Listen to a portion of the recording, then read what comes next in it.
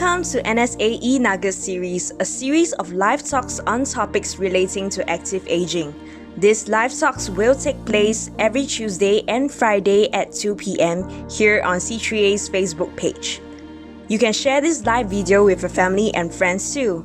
After the live session, this video will be made available on both our Facebook page and YouTube channel.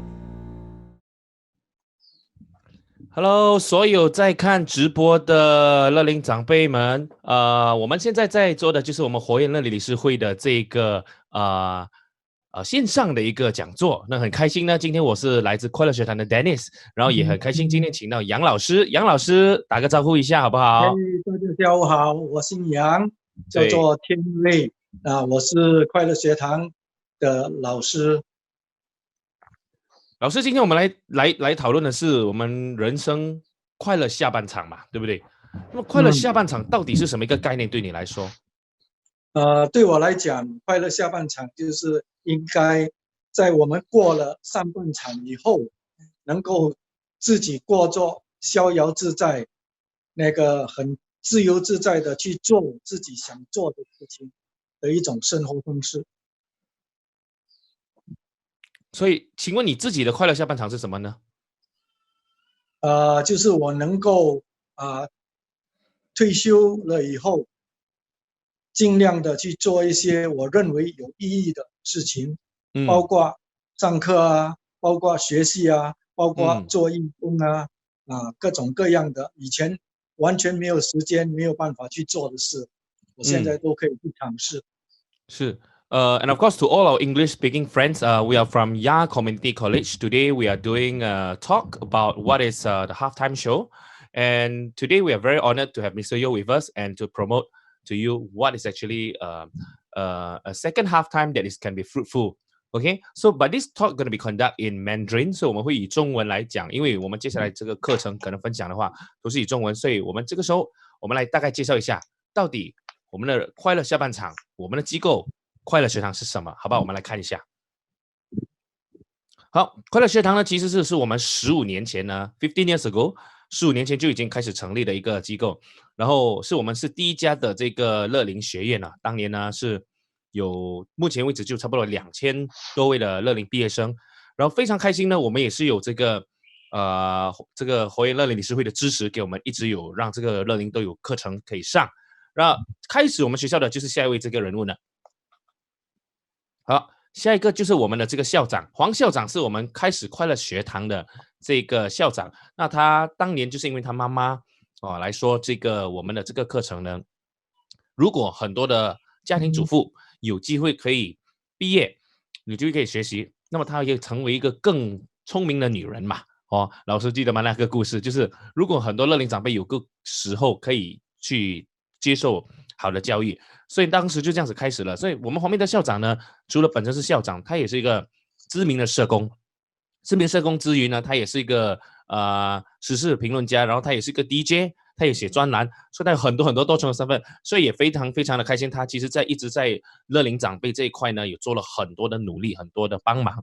所以我们快乐学堂，也就是他当年在15年前，今年我们已经15年了15年前成立的。好。来看一下下一个。今天在我们谈快乐下半场之余呢，我们很重要的一个课题是，我们老年人是不是有很多时候有一个迷思？老师来分享一下。是的，我想先解释一下什么叫做迷失。迷失其实就是一些我们认为可能是真的，但又不能够确定是不是真的的一种事物。这样会引起一些在老人来讲，会引起他们对老人的一种误会，甚至老人本身也不太了解他们到底属于怎么样的一个类型，该过怎么样的生活。我举个例子吧，我们其中的一个迷失就是说，老人不能够学习新的事物。也不能够适应新的环境，这个我可以作证，这个我就应该补充了。老师，各位观众在看的你们好不好？在看的你们，请问你们觉得我们杨老师 Mr. Yo Let's do a guess. How old is Mr. Yo right now? Okay, let's do a guess. 有没有人可以猜到 How old is Mr. Yo? 好不好？我们来看一下杨老师到底是几岁呢？有没有人可以猜？我们来看看一下，我们大概看一下杨老师这个阳光的一面到底是几岁？有没有人猜得到？我们等一下。那同时呢，为什么我讲这个时候要问老师？因为今天的这个直播 ，this live is done via Zoom, and then we do some back end。我们有做一些背后的东西。And 杨老师今年哇，有人猜 Veronica 说75，诶，那你保养的不错，没有啦，就是62哦，62，有人说62、60哦。好，所以杨老师到底今年几岁？72而已，72而已 ，72 years young, not old, young, right? So why young? Because 快乐学堂 stand for young at heart 啊。那为什么呢？我们今天的这个老师呢 ，Today we can do a live talk because 他就是要证明给大家说，我们的乐龄长辈其实是可以接受很多新东西的，就是很多新的事物，尤其是在阻断措施 circuit breaker 的时候呢。我们可以用 online 来做这样子的东西，老师先给你一个掌声，好不好？谢谢。在看的你们用 Facebook 在看的你们也是非常的棒，我跟你讲，真的很棒。老师来解释一下这个新事物的东西。因为我们就是迷失，就是说大家都认为说老人不能够学习新的事物，可是现在我们处在这个情况，我们就可以非常非常的肯定。因为有很多像现在在上线学习的同学们，他们其实都是属于乐龄人士，可是我们很高兴的看到，我们第一届已经有20多个学生参加，而且这些学生里面有的年龄最高到了81岁。OK， 我这边要补充老师，我要补充老师在讲的是我们现在在介绍的这个乐龄快乐学叫 Happy 50快乐50我们是在阻断措施的时候进行 ，which is happening right now, and we're gonna have another batch coming up. And 这个课程是 on Facebook close group， 然后有 WhatsApp 来做，是完全是不需要见面没有见过对方一起上课，而不是听讲座是有互动的。这些乐龄对。这些乐龄年纪最大的是几岁？81岁，而且他是怎么样学的？你记得吗？他是他就叫他的孙子帮他忙，对，先跟他开了一个 Facebook account，然后现在他已经进入了他有自己的 Facebook account 的阶段了。所以听到了，就是他为了上这个课，他去找孙子来做一个 Facebook 来学，然后就跟我们一起上课，而且非常的活跃，跟我们一些参与，对不对？我觉得这个真的是打破了那个迷思的 myth has changed the mindset about this myth that 老年人 is very difficult to adapt and learn new things. I think this is a different concept right now, and I think Mr. Yo is trying to explain， 对不对？这一个部分是的，所以这个其实是一种心态的问题。因为假如你能够克服你自己的那种心态的话，那你肯定就能够踏出第一步学习我们有很多很多的那个榜样，很多的例子可以跟大家分享。是，那除了这个呢？另一个迷思吧，我们看看这一句话，就说老是必然的，我们没有办法去阻止它的发生。这一句话听起来真的是非常非常有理由，对不对？因为是听起来蛮有道理的。是的，我们每天都在长大，每天都在老化，谁也没有办法去阻止这个事情的发生。可是身体上的老化、年龄的老化，并不会阻碍一个人去学习新的事物，去适应新的环境，去过着快乐、健康，还有那个美好的、幸福的生活。所以我们讲说OK， 就是老的过程，可能你觉得是一定会发生，就是你 physical 你的身体，可是你的心灵跟你的心态，跟你的一些去适应东西跟接受东西的那个能力是可以改变跟调整的。我这样子说对吗，老师？因为你是72岁的乐龄。因为老人并不代表你的那个能力就会减低，因为很多老人其实他们在生活上已经吸取了很多经验，那么假如他们能够通过学习把他们的经验跟其他的人分享，那其实这是一个很好的一个财富。是，好，这个就是我们谈的就是迷思的部分了。不过我觉得迷思是一块可能开始的时候大家慢慢去理解的。有一个我觉得乐龄长辈可能比较有兴趣的东西，是我们现在的乐龄长辈跟所有人都我们工作的还是年轻的都会面临的一个问题，就是沟通的问题，沟通的重要性。为什么沟通在我们生活上，尤其是我们人生快乐下半场，良好的沟通或者是了解怎么样做好的沟通是很重要的。老师，你说？是的，沟通是只要有2个人的存在，那是一个非常非常重要的一个因素啊。可是因为沟通也就是帮助我们那个有比较良好的人际关系的一个很重要的基础。可是因为每个人的沟通方式都不一样，所以我们就必须要去学习怎么沟通，因为沟通不是一种本能，不是一种与生俱来的本能，而是一种能力。那假如是能力的话，就证明说我们可以去学习，可以去进步，可以去改善，而达到更好的那个沟通的效果。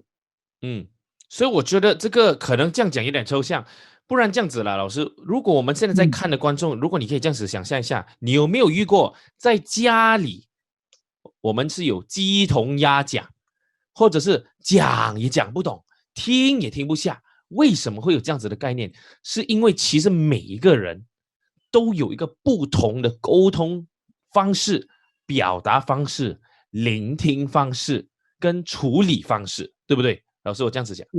是的。那现在我们刚好在这个疫情的情况下，每个人都要待在家里。那平时各做各的工作、上学做家务，大家都没有机会花很多时间在一起。可是现在没有办法，我们一定要碰在一起。那这边我相信大家或多或少都会体验到，真的，在人与人家庭之间会产生一些关系一些那个沟通上的问题。有一句话很好，相处容易，相处难。为什么？因为你长时间跟这个人，尤其是家人的话，因为可能长时间摩擦跟不懂的沟通类型的方式，而产生更深的一些误解。所以今天我们要带入的就是以我们快乐学堂的这个快乐50课里面会有了解到，我们把这个沟通方式分到4种吉祥物里面，对不对？这4种吉祥物，老师来大概解释一下。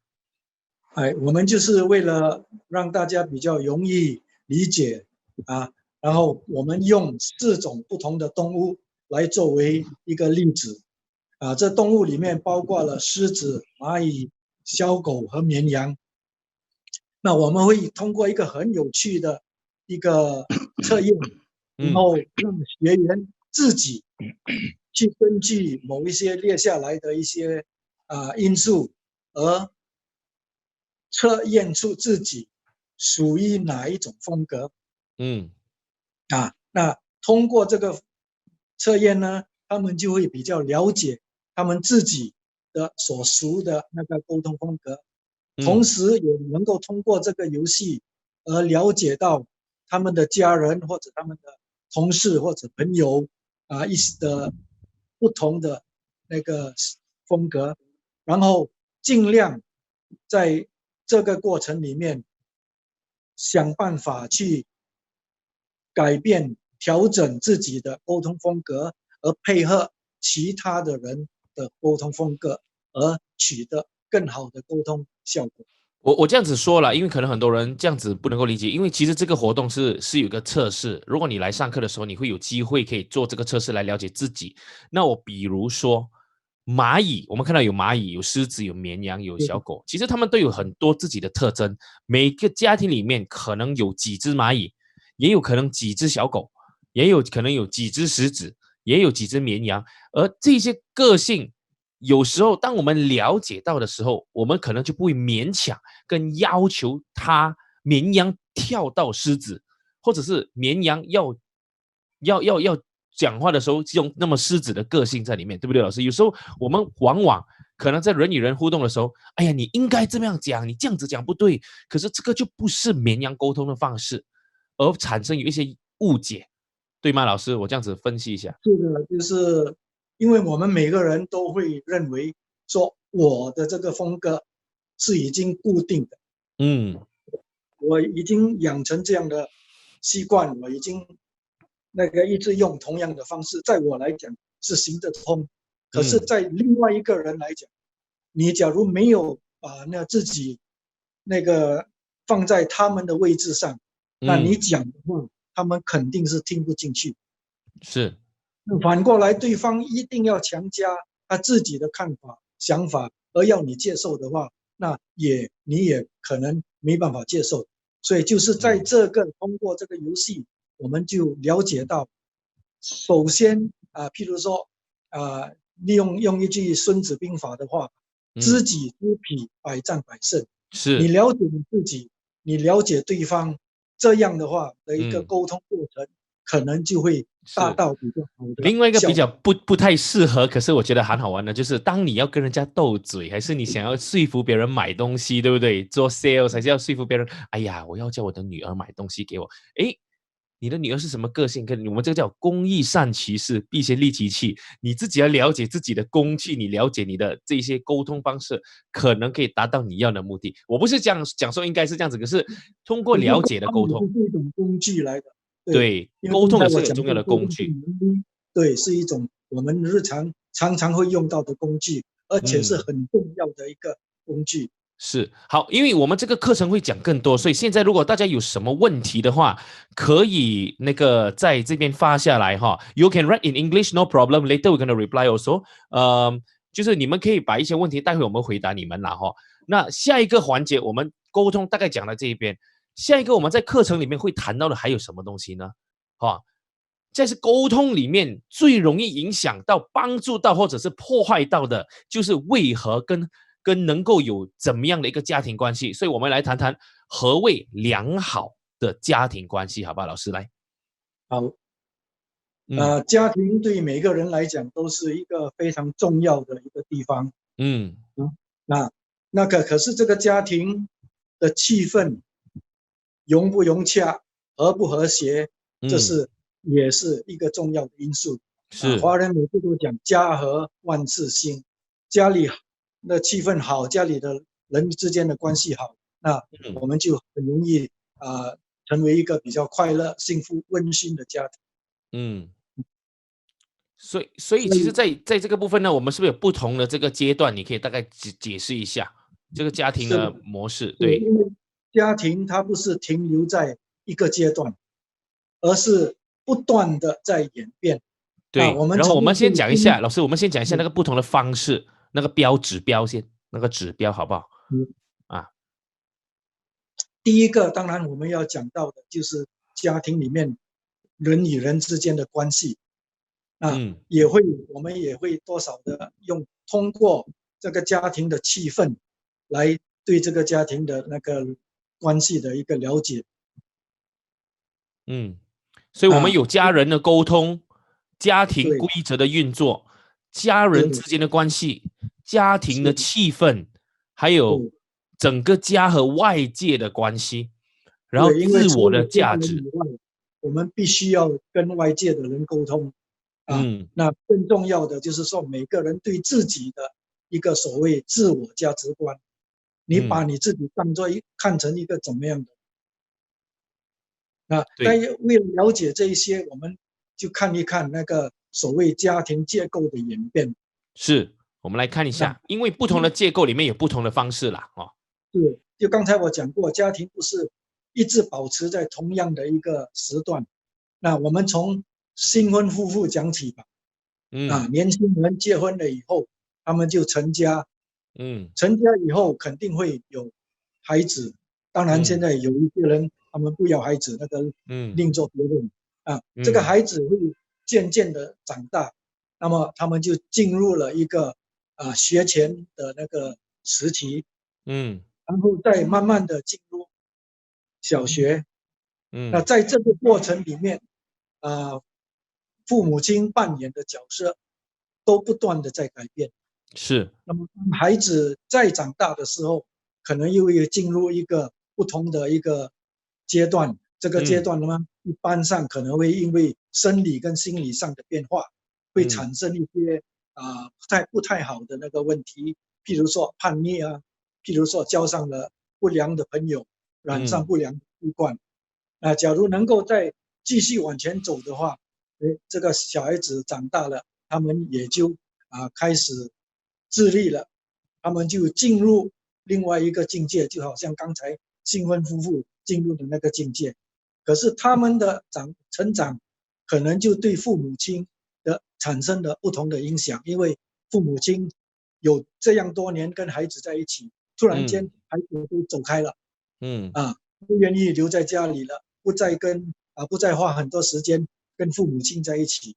那这样的那个夫妇呢，可能就会进入一个所谓的空巢期。是，这个时候也大概就是大家开始在计划或者已经退休的阶段。夫妇本来各自有工作，各自照顾孩子，没有很多时间在一起，所以避免了很多的摩擦。可是现在因为大家都有空闲有时间的话，可能就会产生一些摩擦跟矛盾。我觉得还有一个重要的是，老师你讲的摩擦是一点，可是心态上的转变，因为这个空巢跟退休跟孩子都不在的话，这个也是在我们课堂上常常聊到，有很大部分的心态的不一样跟变化，对不对？对，就是说凡是我们对这个过程的了解，就是在进入某一个阶段的时候，我们都必须要有一些心理上的准备，而能够把心态调整，然后配合我们所处的那个阶段。那譬如说到了老年，孩子都长大，可能现在有的都跑到外国去了，没有在身边，剩下2个老人，他们之间能不能够在生活上的节奏、生活习惯、嗜好各方面做一些配合，这样的话才能够很融洽的走完他们的人生最后一个阶段。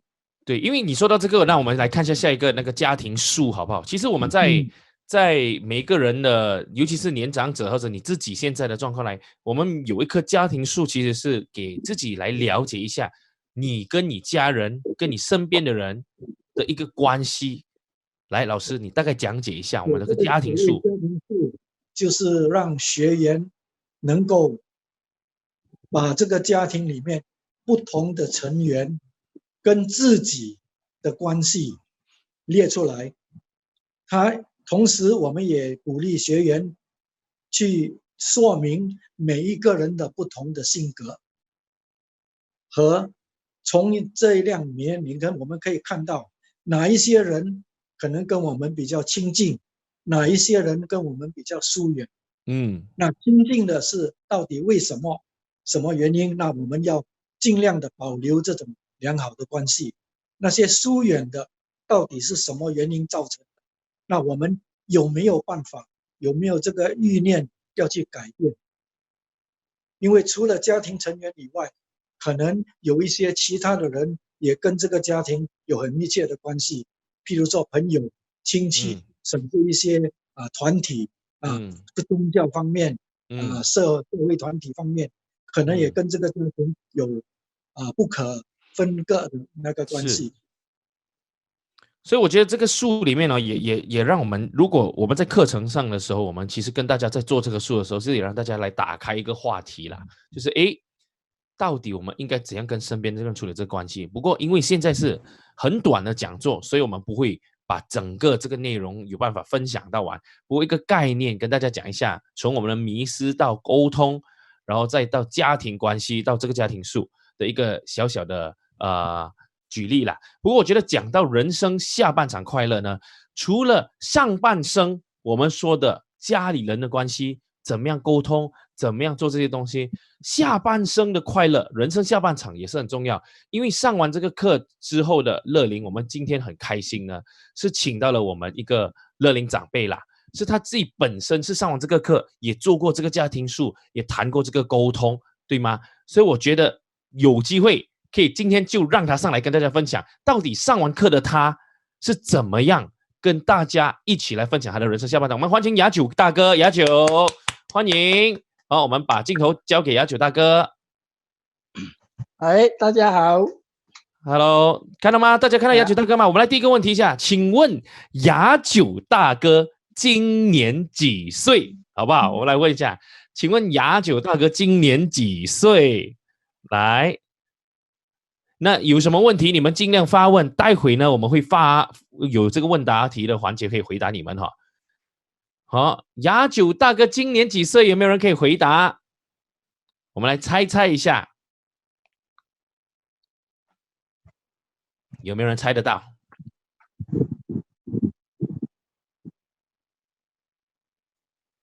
猜到了吗？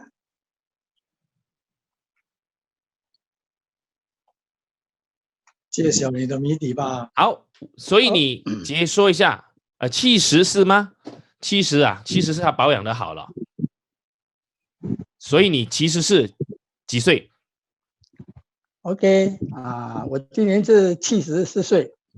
74岁，比老杨老师再年长2岁。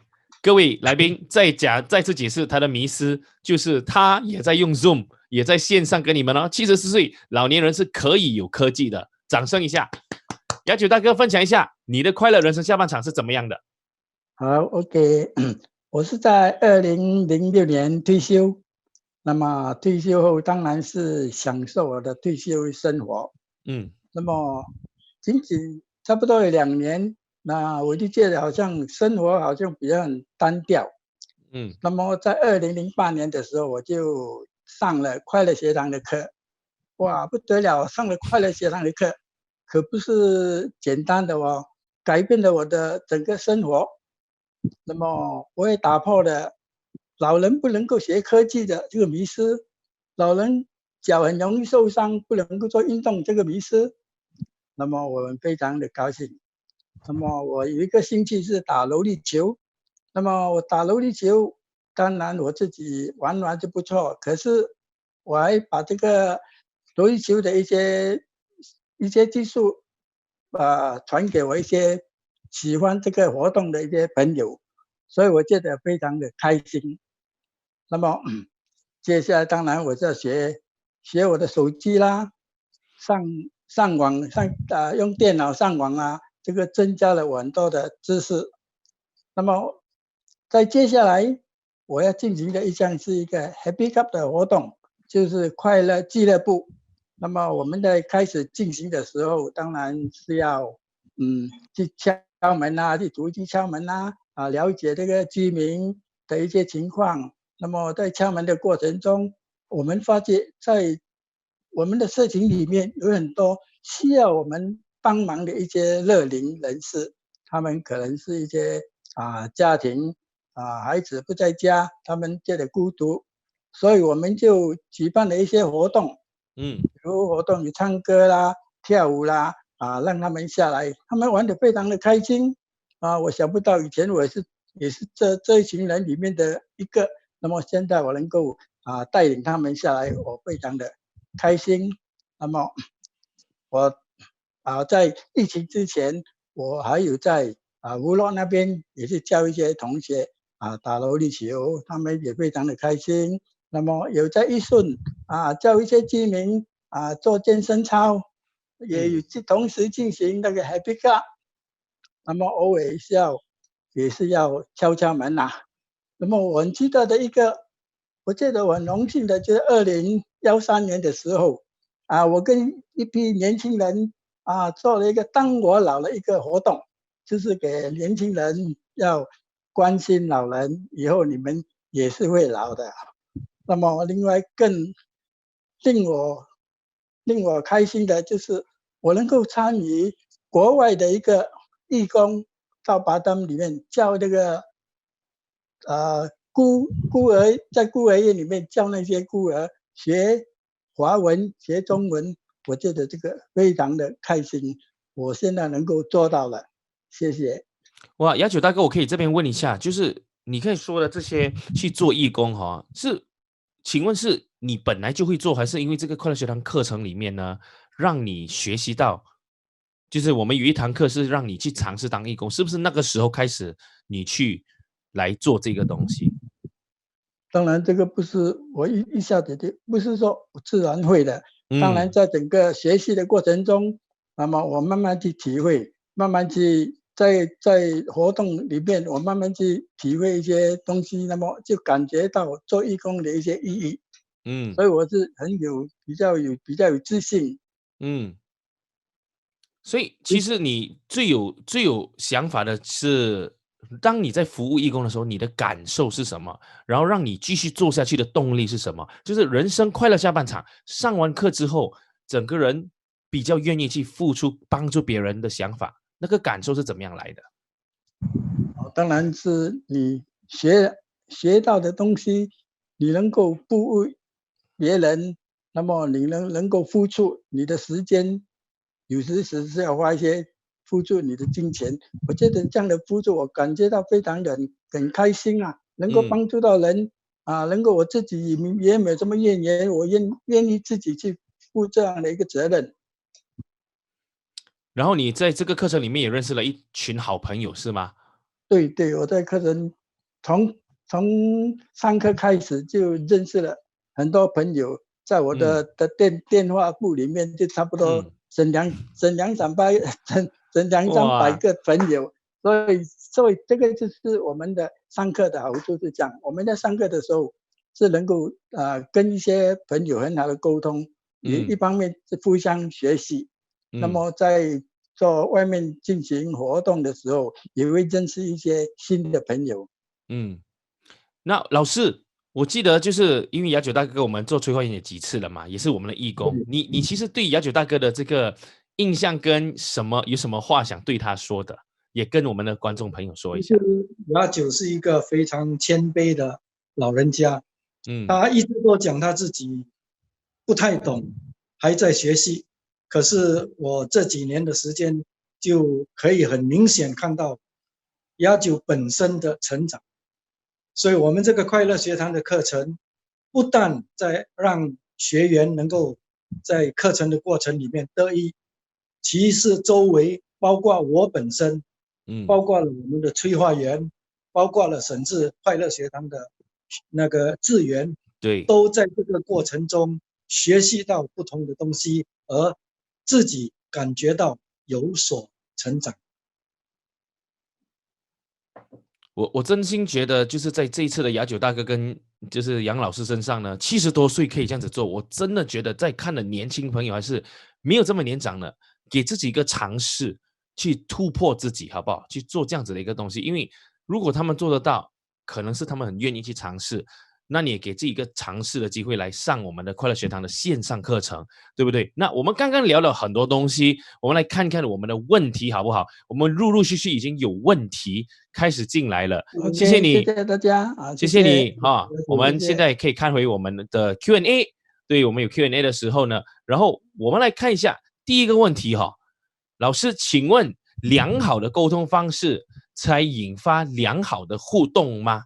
这个问题您来大概稍微作答一下，关于我们的听观众问。那其实沟通本身就必须要有互动，因为你有一个信息要跟另外一个人沟通的话，你先要很明确的知道你这个信息是什么，然后运用比较适合的沟通渠道，比如说你是要面对面跟他讲吗？要通过书信吗？通过 WhatsApp 吗？通过 email 吗？这是不同的渠道。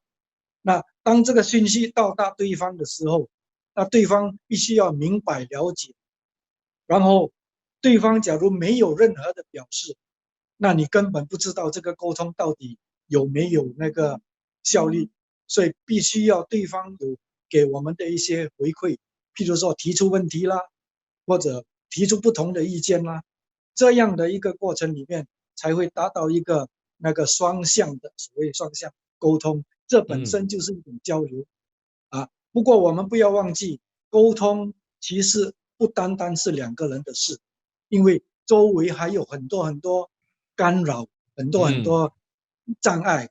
So in English we call noise, right? There are a lot of noise around us.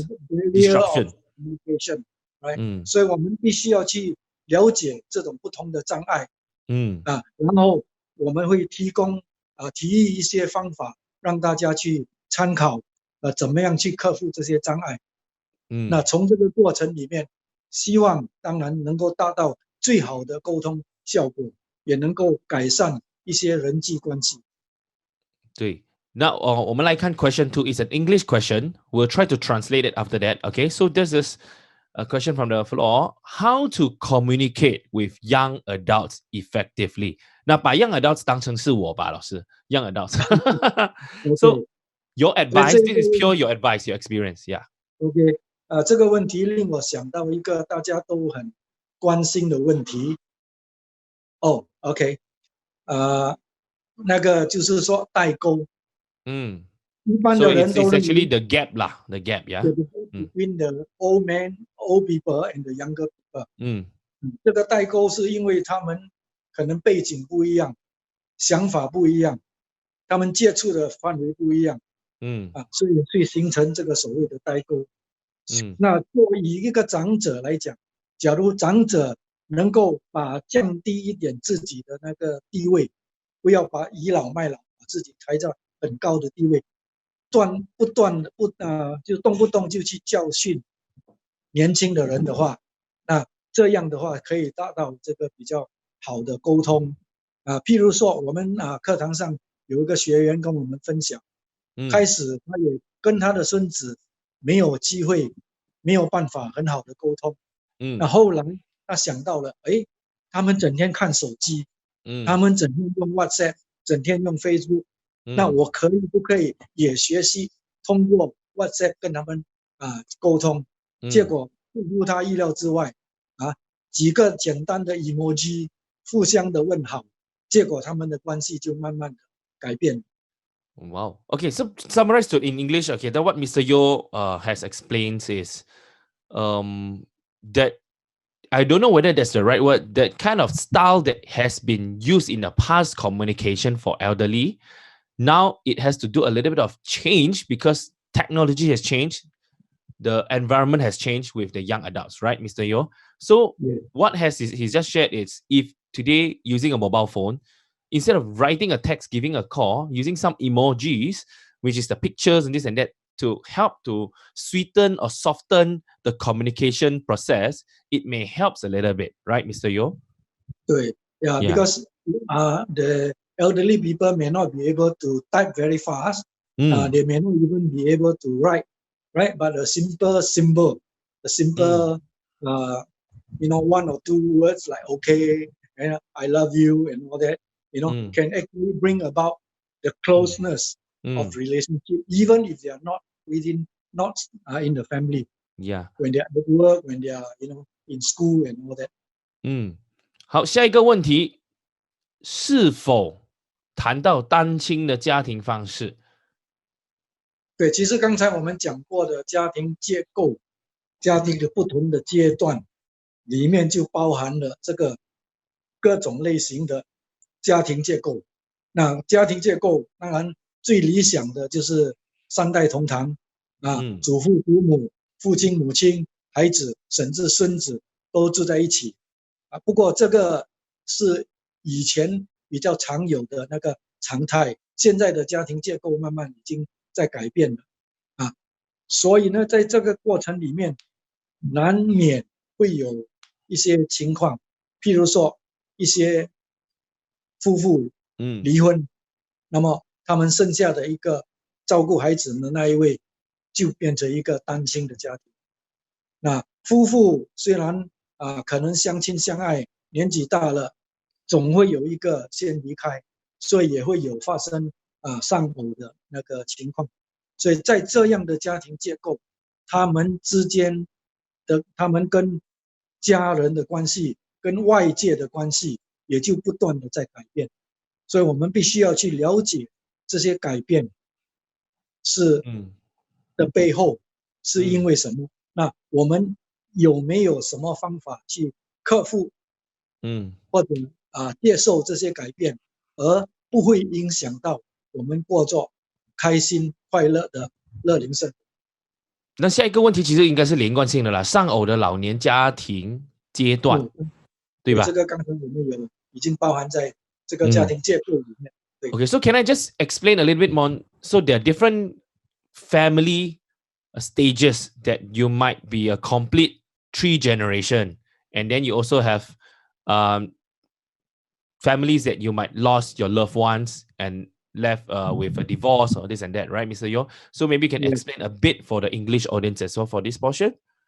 Because the family structure will change, as the family evolve, and we all want to have an ideal, harmonious, and happy family, but in real life, it may not happen. So, as elderly, we must learn to accept different stages of life whereby it will change or affects the structure of the family.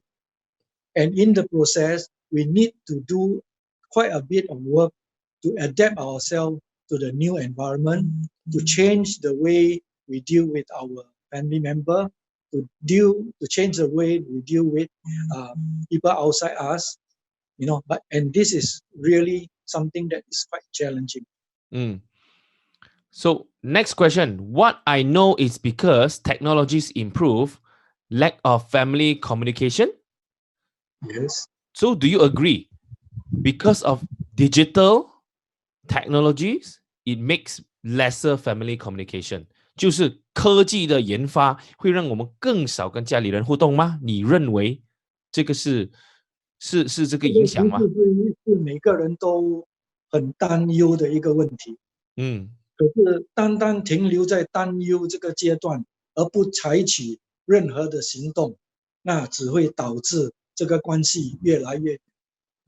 所以呢，作为长者，我想很有必要，就是说我们一定要去接受这个改变，尽量的去学习。我们不一定能够跟年轻人一样，能够这么善于利用这些科技。可是我们只要能够稍微学习一点，或多或少呢，肯定会有进步的。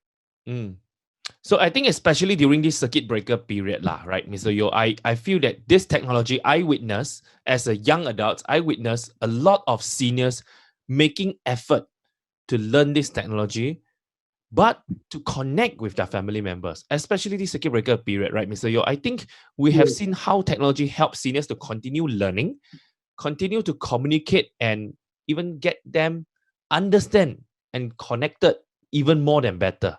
That's how I feel, Mr. Yeo. What do you think about this point? We have seen, how the elderly are getting help from their children or grandchildren, in this process. Right? Last time, they will never have a chance to learn from them because they are always too busy. Now they have no excuse. And as long as the elderly are willing to learn, this is really a great opportunity for them. And I think in normal circumstances, right, Mr. Yeo, more normal circumstances, there's a choice. We prefer face-to-face. We always say that. Correct. True. Even for myself, right? But now, what is the case and how do you change your own mindset? Well, put it this way. When you are cornered into a situation whereby you can do something better than not doing something, that will be the motivation. And the outcome, the result of it, actually will not be immediate, but you will probably feel it after some time. 是的，我真的觉得就是我们这一次见证了很多乐龄因为科技而改变，而我们甚至可以科技上中医上课，然后沟通跟他的家里人很远，刚才讲到家庭树很远没有联系的人也联系上，而弥补一些之前不好的关系，太多了。So I think this question is tricky, Mr. Yo, this question I will leave it to you. How you want to handle it? 请问乐龄能有第二春吗？ In English, can we have our second? Well, how do you translate this? 第二春。那这个要看你的所谓第二春是什么意义。假如你的第二春是说要譬如说丧偶要找一个新的老伴，这是一种看法。另外一个呢，第二春其实就是我们所讲的人生精彩的下半段。对，我觉得这个比较适合啦。对，这个肯定是我们所要讲的。当然因为你心态上的改变，或者你生活习惯上的改变，而形成在这个过程里面，你能够找到一个跟你谈得来的老伴，这个未尝也不会，也不是一件坏事。好，我觉得因为时间上关系，我们必须在这边 Q&A 到一段落了。我们请上我们最后的那个 slide， 我们来宣传一下。就是刚才很多人在问这个课程，我现在就说一下那个课程好不好？所以这个课程呢，就是我们的乐龄快乐学，我们亚快乐学堂的这个快乐50线上课程，非常简单，只要你有 Facebook， 就是在看的你有 Facebook， 有 WhatsApp， 你的朋友、你的家人。50岁以上就可以报名上这个课，是体验式，可以上网分组讨论，听老师讲课，而且是重点是什么？是由我们活跃乐龄理事会大力支持，已经津贴之后，我们的乐龄长辈9堂课9堂课线上一起在家里阻断措施也可以上课，只是需要还50块。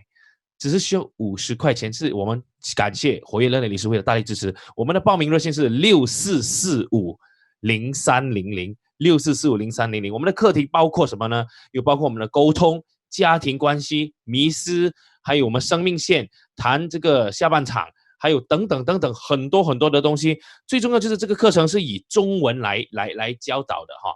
So this course is going to starting in 14 May, and I think a lot of you if watching, if you have your parents who have Chinese speaking, and this might be a best chance because it's Mother's Day, 母亲节, and I think this will be a best present we can give to your mom, especially.